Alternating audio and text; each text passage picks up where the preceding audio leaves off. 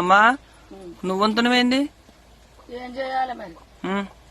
పిల్లలు బాధ పెడుతురామని.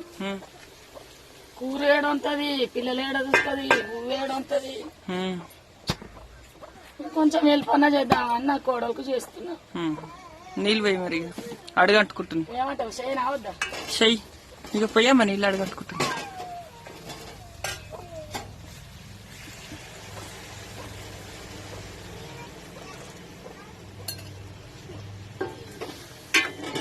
కూరగాయలు అయితే నేను ఎసరెక్కువ పోసిన నవ్వుతుర్రు అయ్యా.